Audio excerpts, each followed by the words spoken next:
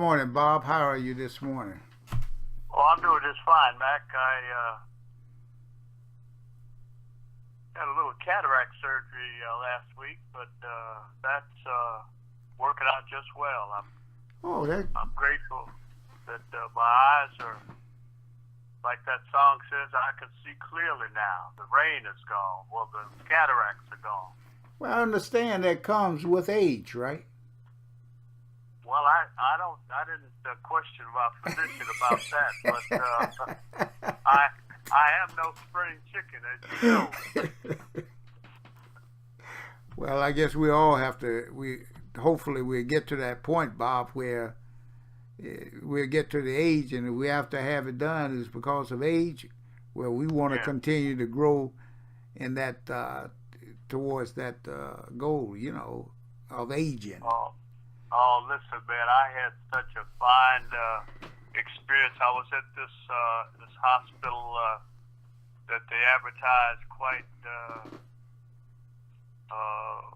widely here in the metropolitan Detroit area, Beaumont. They say if you have an illness, get yourself a Beaumont doctor. Well, I got me a white woman Beaumont doctor, a Caucasian woman Beaumont doctor, and man, oh man, is she the cat's me out. She knows her trade, and she really works her trade. I was quite pleased with the kind of service I got. And the other thing that I noticed is that with the exception of one, all of the people out there at the Beaumont facility that I was at were all Caucasians, Caucasian nurses. And the other doctor that worked with my doctor was an Indian named Gupta, but he was a male. But they were all Caucasian women and Caucasian males. And man, oh man, their spirits were good. They were very helpful, and I was so surprised that here in America in 2017 that Caucasians, or whites as they're called, do so much for a brother, I mean, because I've been in places where, African Americans don't treat me that way, and I don't know why that is, but it's a very disheartening experience when your own people of your own tribe treat you worse than people from the other tribe. Well, that's what I think that goes back to something that we discussed briefly. We touched on it briefly last time we talked, Bob, and that goes back to entrainment, Yes. brainwashing, and that just the mind, the messing with the mind and molding that mind from our youth on up to dislike each other and to disrespect each other, and you see it, Right. and you see it so much of it today, and it comes a lot from the type of music and shows that you see on television and the movies.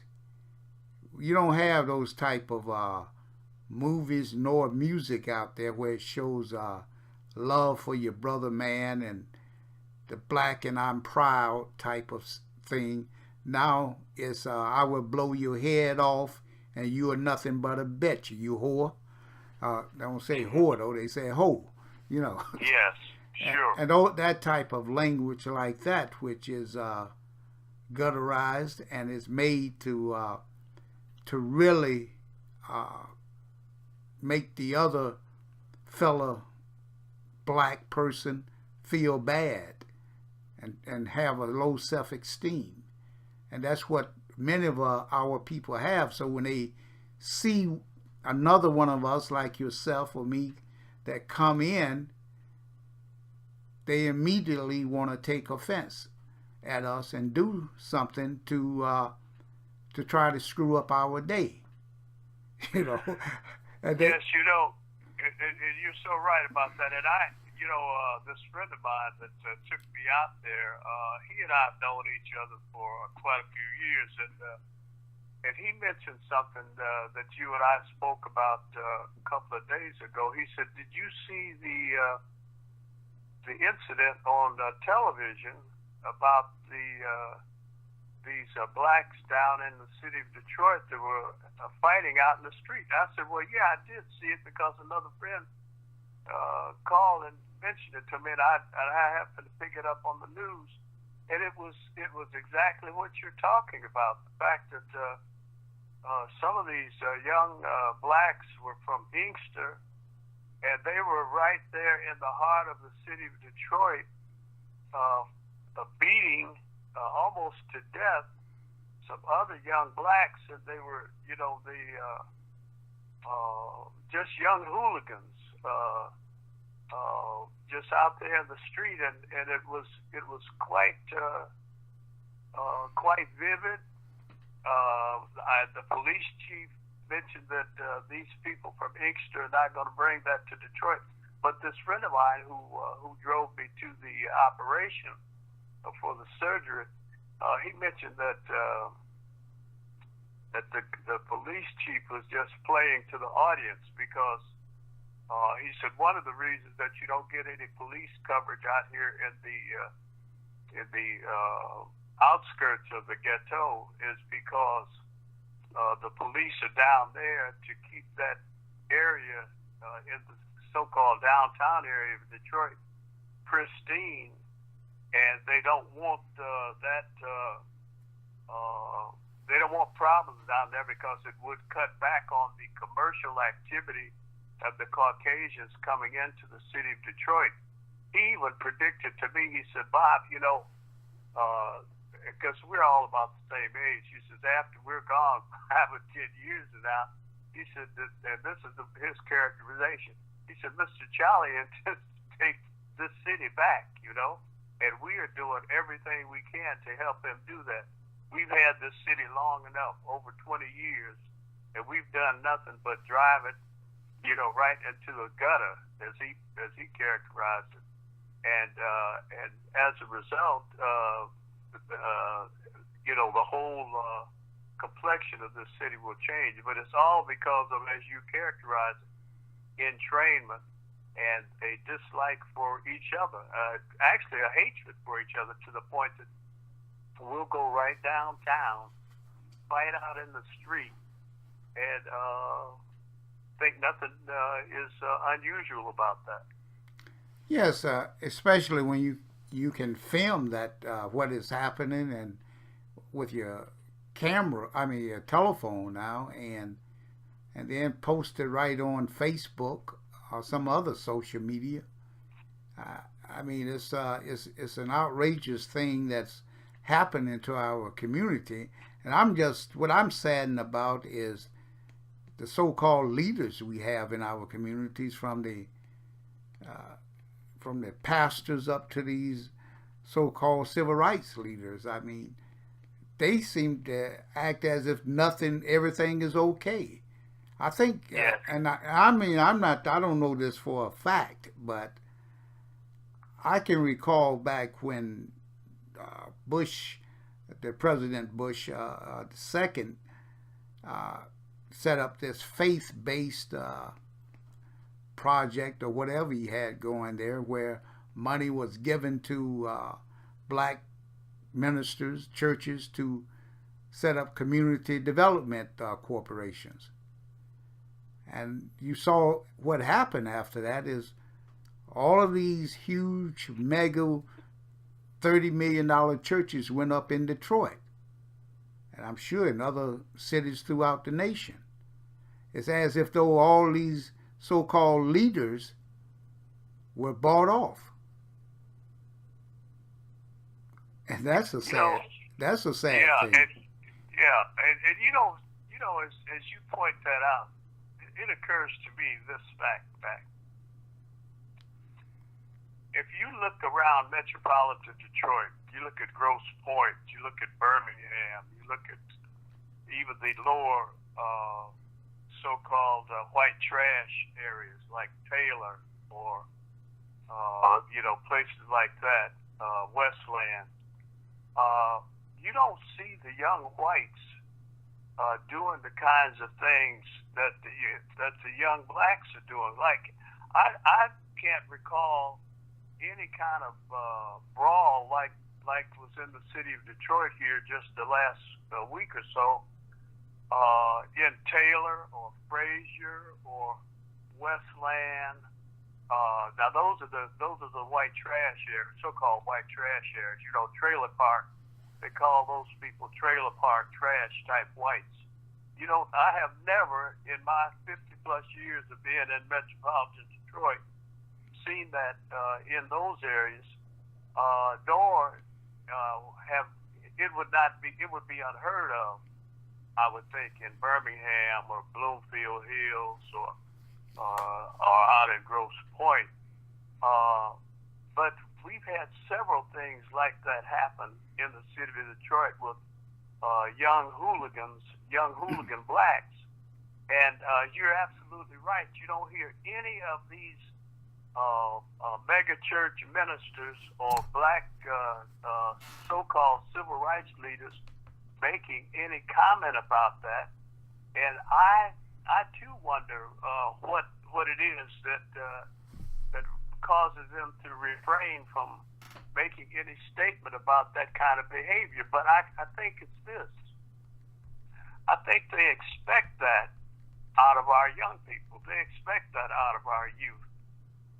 And so when they see it occur, they say, well, it's not happening in my church.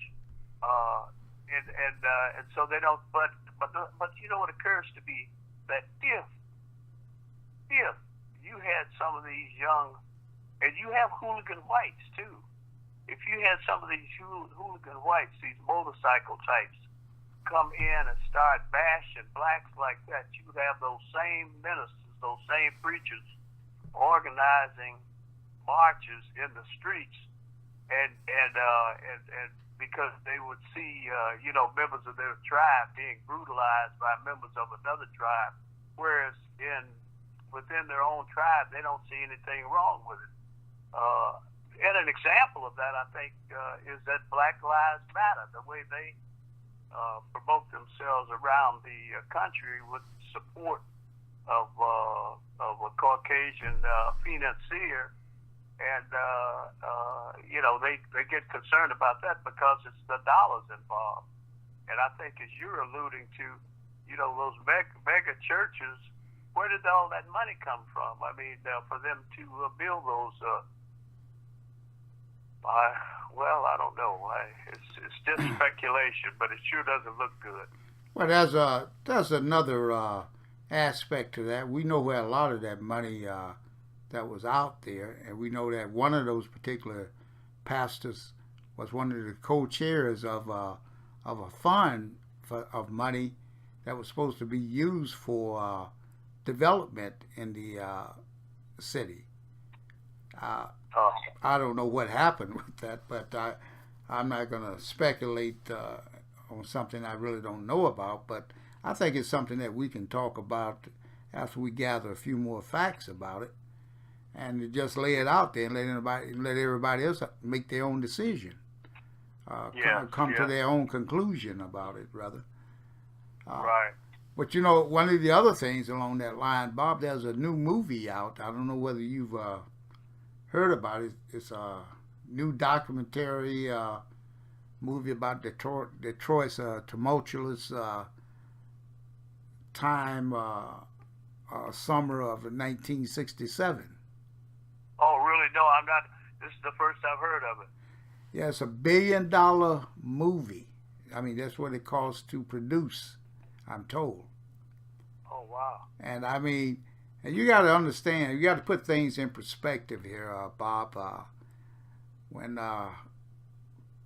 President Obama was in office, if you recall, there was a lot of slave movies came out, right? Right. Well, that was subliminal messages there, telling the blacks in this country, oh, you might have a black in the White House, but you are not that far removed from being a slave yourself, and to us, you are still a slave. Yes. They didn't want you to forget that. So now, with this new president that we have, and who has stated that he's going to clean up these cities, which I applaud that, to be honest with you.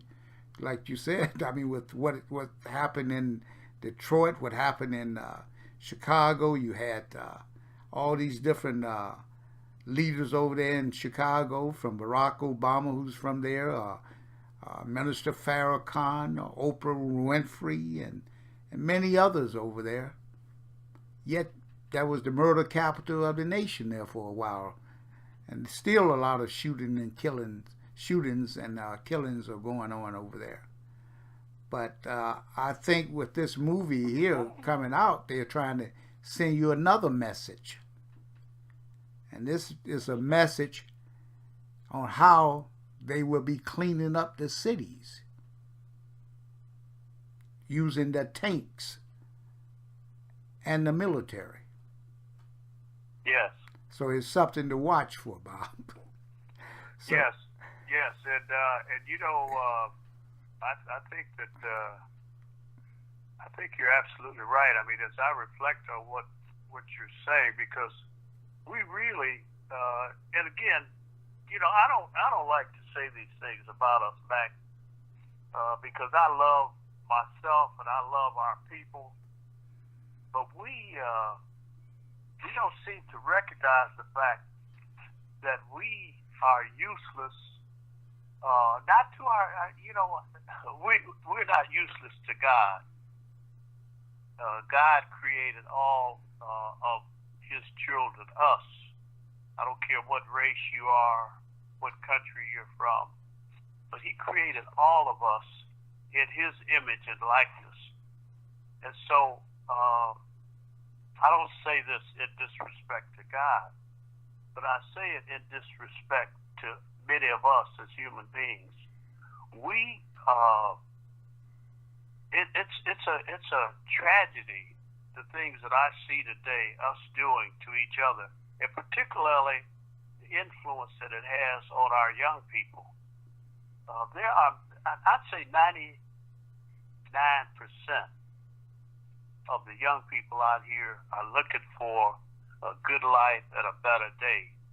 But you have 1% of us who are really destroying that image, and it's influencing many in that 99% who are kind of wavering because they don't know which way to go, and then they're pulled to the other side, and that 1% then becomes maybe 10, 15%. When you have a size of a crowd that unruly, something has to happen. And the Caucasian rulers of this nation and of the world, they understand that.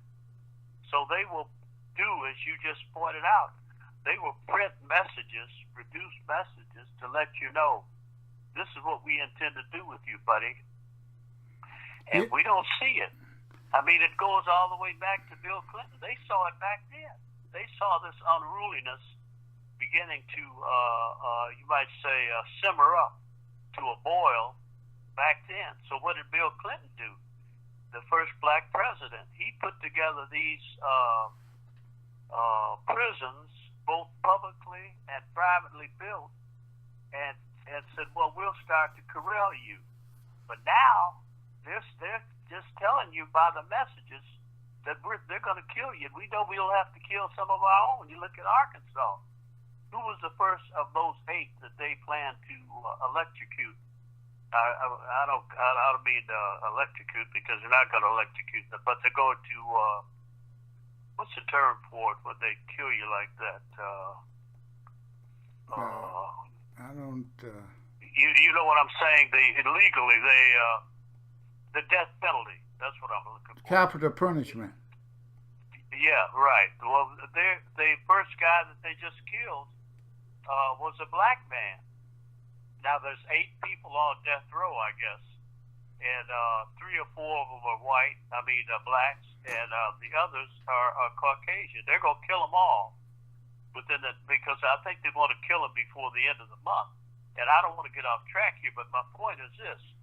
The first of those groups that they killed was a black man, and they put his image all out. I saw it on the news the other day.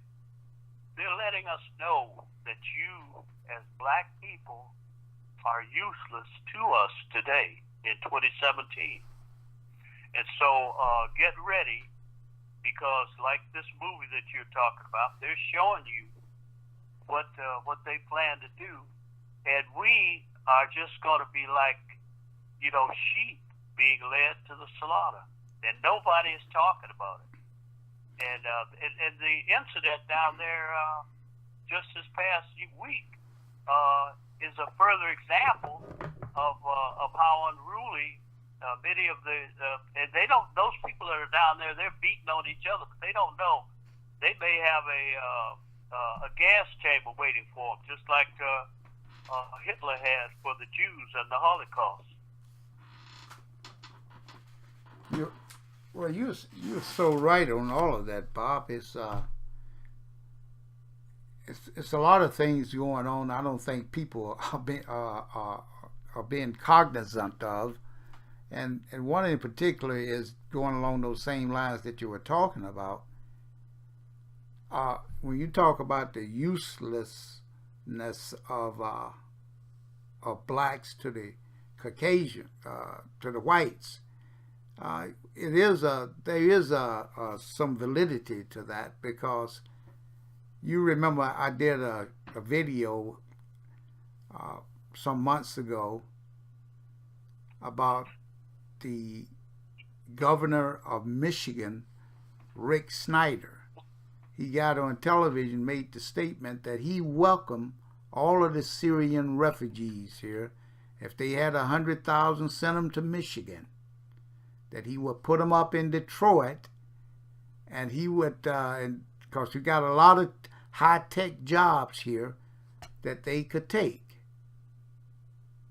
And I was thinking at that time when that was being, that statement was on TV, was in the papers, and I saw not one black so-called leader in Detroit or in the nation stand up and say something about that. Right. Because you got 600,000 plus or whatever blacks in the city of Detroit. You got 50% plus unemployment there by our estimates, but the Bureau of Labor Statistics said there's 29%, but we know it's got to be at least 50 or more. Yes. And you're going to mean to tell me you got all these refugees already in the city of Detroit, and you're not going to try to set up a program to train them for the high-tech jobs? And then you can't tell me that they can't do the work. I just had a relative of an associate of mine graduate from the University of Alabama with a master's degree in computer science.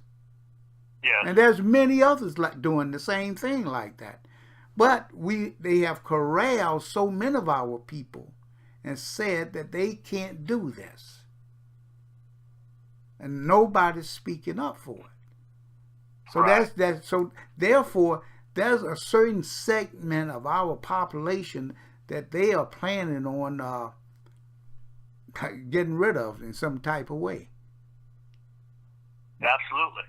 And again, what better way to exterminate a group of people than to let them exterminate themselves? That's Drive-by right. shootings, the sale of drugs, brutalization of your young kids, underage children. It's just a whole host of ways of self-extermination before they light up the gas chamber. That's right. Maybe, I don't know if this movie that you're talking about is going to this $1 billion movie, if that's going to highlight some of those instances, but I certainly hope it does light a spark to open people's eyes that their time may not be long. I mean, I've lived here for quite a while on this earth, and I guess an average age of the average Caucasian. I had a couple of those nurses tell me that, "Boy, you don't look your age. You look younger than you are," and I was quite pleased to hear that. But it's because I try to take care of myself. I try to eat right. And that's the other thing that you see so many of our people with diabetes. And I think it perhaps was you or someone was pointing out to me with these dialysis centers that are all over the city of Detroit. People go. I don't know what the dialysis phenomenon is about, but they wouldn't be putting those dialysis centers in Detroit for the treatment of Caucasians coming from the suburbs, or they wouldn't be putting these dope houses in the city of Detroit for the treatment of Caucasians coming in here for allegedly getting their medical marijuana. If they wanted to do that, they would do like they do in Colorado. They would place them right out into they would place those centers, those dialysis centers, and those dope houses in Bloomfield Hills or Birmingham or Grosse Pointe. But they're putting those in Detroit. Well, you pointed out that one of the leaders of Oakland County has stated that they, white leaders, that they would not put up any of these green houses out in Oakland County. That's right. That's right. Brooks Patterson, I'll point him out. I saw him on TV say that. He said, "Oh no, we're not going to have that stuff in our neighborhoods." But that's one of the high rent districts out there. That's where Bloomfield Hills and Birmingham, they're in Oakland County.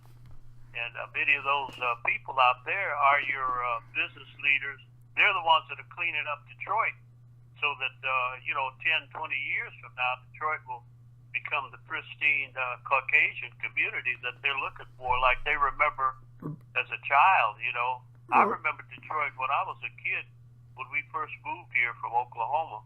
You could go down, I could get on my bike and ride downtown, and it would be, I guess Detroit's population then was about 2 million people, and you'd see all kind of whites, Caucasians. They'd just be walking the street. It was happy days are here again, and you'd see very few of us.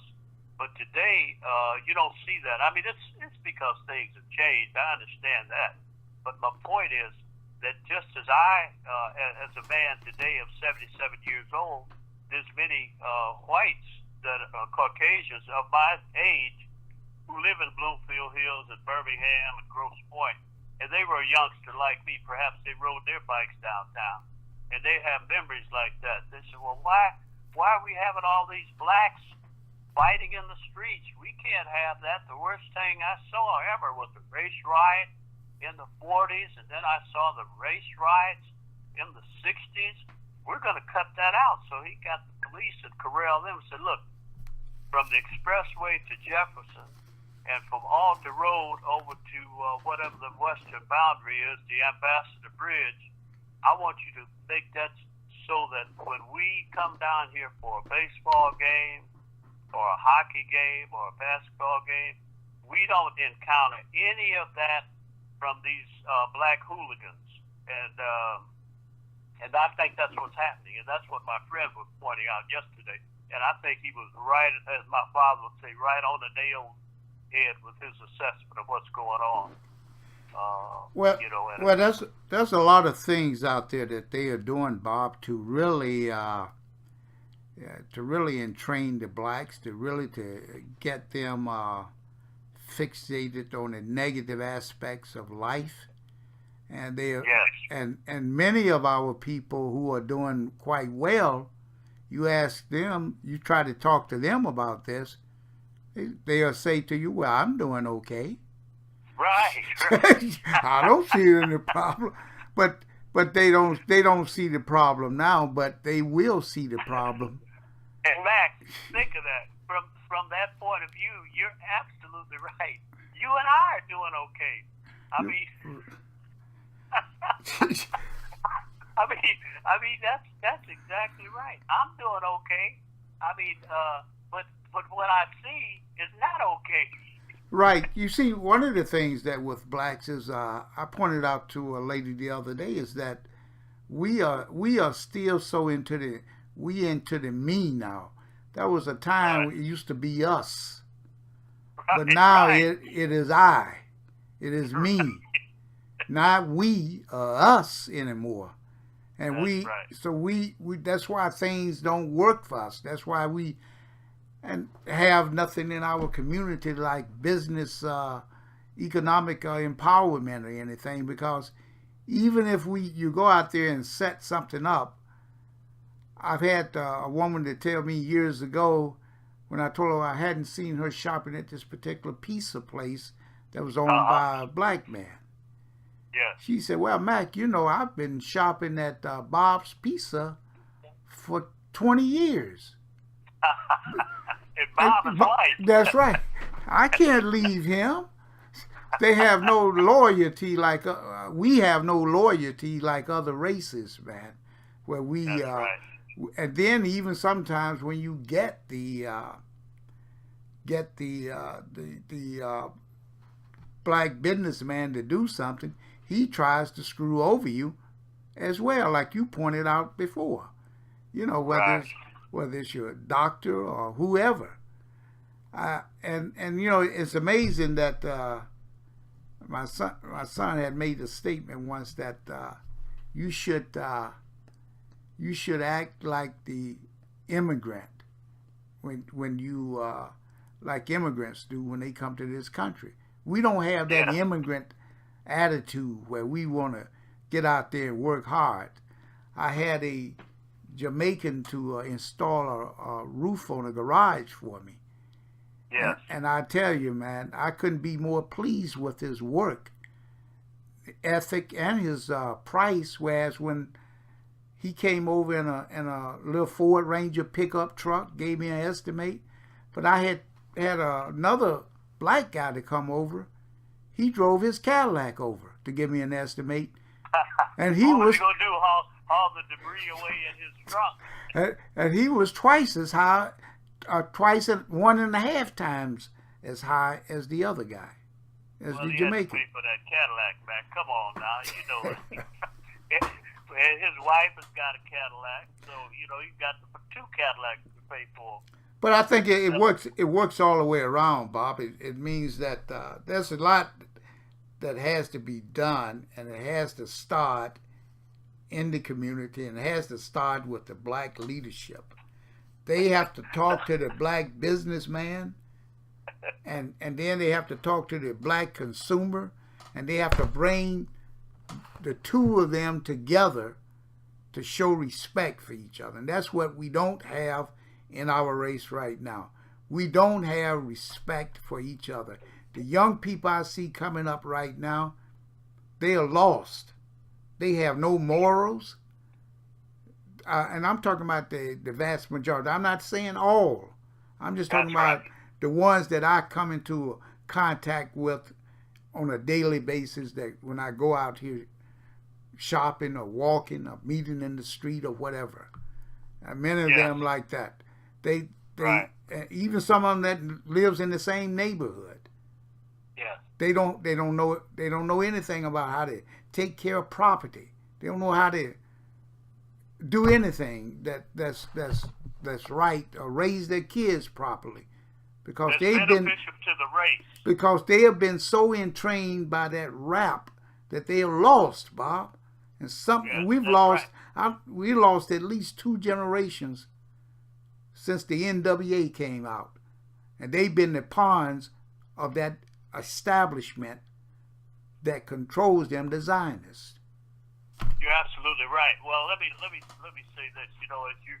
As you were pointing that out, it occurs to me that we need a program, and we have you're right, we have the people with the intellect to do this, but we need a black entrainment program that would be established by black psychologists black psychiatrists, and black psychotherapists, because they see the problem just as you see the problem, and I see the problem. But they, like you and I, are doing okay. So if they really wanted to come about with a program that would really be for the salvation of the race, I repeat that, the salvation of the race, they would come forward with a black, African American, Negro, colored, however you want to characterize it, entrainment program that would be beneficial for the race, the African American race. They use that term, African American, Negro, or whatever. Bob, I want you to explain, give a meaning of what entrainment actually means. Well, entrainment is a phenomenon where they know that rhythms and the whole physiological system is a magnificent unit created by God, and your heartbeat and all of those things are all you might say encapsulated into the making of us as a human being. Well, they have found the psychiatrists and the psychologists, they have found out that they can create rhythms that are in sync with the heartbeat, the blood flow, all of those things, and it really has a like an umbrella effect on the human being. And so that's why when you talk about the rap music, they know like doom to doom doom, and it goes back. I guess our people kind of do it unconsciously. If you look back over time, how the natives, they beat the drums. They had a war drum signal, or they had a dance, a celebration drum signal over in Africa. And here in America, among Native Americans, they get ready to go to war. They put on a drum system, doom, da, doom, doom. Well, all of those signals are in sync with our physiological nature. And so fast forward the tape to today, these psychologists and psychotherapists, they, through their research, they found out that these things actually work on us as human beings. So, as you were pointing out, in the music industry, certain sounds can cause people to react a certain way. And so they make, do, do, do, do, do, do, do, do. And that, those rhythms and those beats are in sync with our natural human physiology, and it can influence how you act. And so, and they can send messages. For example, let's say it's a boom, boom, boom. They say kill, kill, kill, or boom, boom, boom, boom, boom. Kick the bitch's ass. Boom, boom, boom, boom, boom, boom. She's a whore, blow. And so when you hear that sound, boom, boom, boom, boom, you think kick the bitch's ass, or you a nigga, or kill you a cracker, I mean, they know this. The people study this every day. They do research on this. And I just happened by happenstance to read about this several months, several years ago now. And I began to read it. I said, wow, it's like you train your dog or your cat or your pig. If you want your dog, that's what they're trying to do now. They're trying to train people to accept the 1% of LGBT or whatever they call themselves. Right.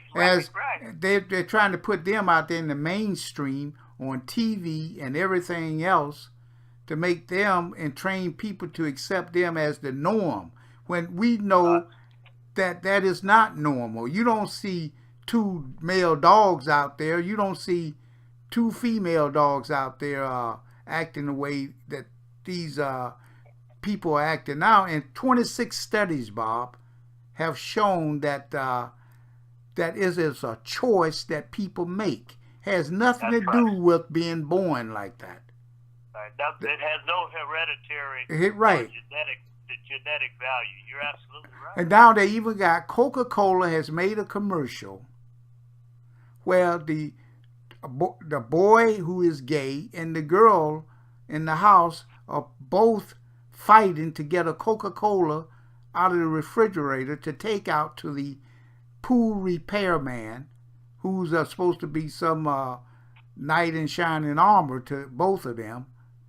And they fight and they trip each other up, and they finally get out there, got their Coke, and when they get out there, the mother is already out there with the Coke, giving it with the guy drinking the Coke. Now, that also shows you another thing, that there is not a father in the house, a male role model, because the mother wouldn't have been out there doing that with this smirk on her face. Right. So they're giving out all these messages out there, and nobody's saying anything about it. And I got into a little contest with somebody on that, but I said I'm not going to go any further because I know when they are making these movies out here and these television shows trying to make it seem normal. Now you go back to Sodom and Gomorrah, and a lot of them say, "Oh, that's just religion stuff." Well, you can say whatever you want to. But when God put his foot down, he destroyed both of those towns, right? And now they can keep going on the direction they are going. And when this whole country